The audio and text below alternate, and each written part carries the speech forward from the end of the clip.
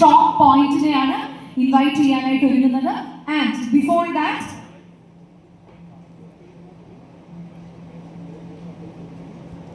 Okay, ഇനി ഞങ്ങളുടെ ഇതിലെ ഈ പടത്തിൽ തന്നെ ഒരു ക്യാരക്ടർ ചെയ്തിരിക്കുന്ന ശിവനെ കൂടി ഞാൻ ഈ വേദിയിലേക്ക് ഒന്ന് ഇൻവൈറ്റ് ചെയ്യാണ്. Shiva is already here.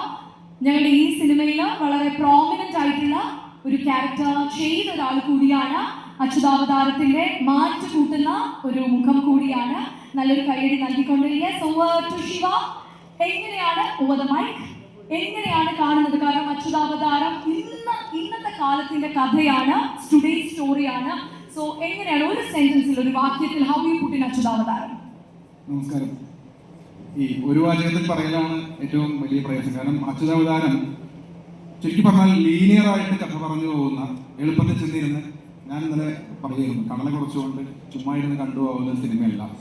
Audience നന്നായിട്ട് എഫേർട്ട് ഇട്ടാൽ മാത്രം ഫോളോ ചെയ്യാൻ പറ്റുന്ന ഒരു ജോണറിലാണ്. ഒരു ജോണറല്ല, മിക്സ് ഓഫ് ജോണേഴ്സാണ്. അപ്പോൾ അതുകൊണ്ട് തന്നെ ഈ ഫിലിമിലെ ഹീറോ എന്ന് പറയുന്നത് ഇതിൻ്റെ സ്ക്രിപ്റ്റ് റൈറ്ററാണ്. ഞാനത് എടുത്തു തന്നെ പറയും. കാരണം ഞങ്ങളെ ആക്ടേഴ്സ് എല്ലാവരും ഭയങ്കര ക്യൂരിയസ് ആയിരുന്നു, എങ്ങനെയാണിത് ഈ ഒരു വർക്ക് ആയി വരുന്നതെന്നുള്ളത്. അപ്പോൾ ഫുൾ ബ്രെയിൻ അവിടെയാണ്. ആ ബ്രെയിനാണ് ഈ ഫിലിമിനെ ഇങ്ങനെ ആക്കി എടുത്തിട്ടുള്ളത്.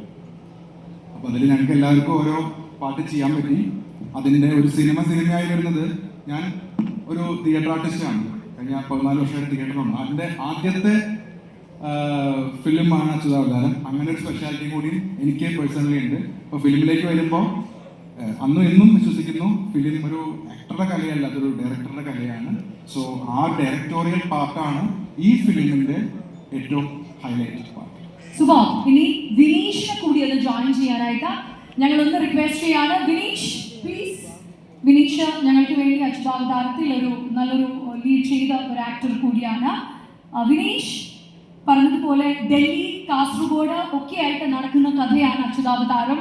പുനീത് സാറിന്റെ ഡിറക്ഷനിൽ ഈ പറഞ്ഞ പോലെ റെയ്റോ വെഞ്ചേഴ്സ്, MR ഫിലിം ഫാക്ടറി, ഒപ്പം തന്നെ RR കമ്പൈൻസ് ചെയ്യുന്ന അച്യുതാവതാരത്തെ പറ്റി എന്താണ് പറയാനുള്ളത്?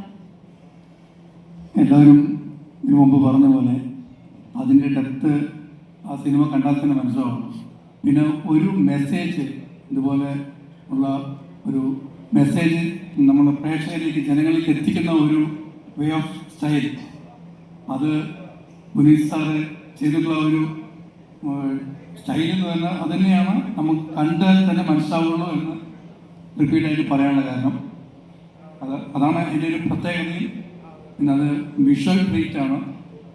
അതുപോലെ വ്യക്തമായിട്ട് മനസ്സിലാകണമെങ്കിൽ ശ്രദ്ധിച്ചാൽ മനസ്സിലാവുന്നുള്ളത് തന്നെയാണ് അതിൻ്റെ ഒരു ത്രില്ലിംഗ് മൂവി. എല്ലാവരും കാണാം. Thank you. ഇത്രയാണ് ഞങ്ങളുടെ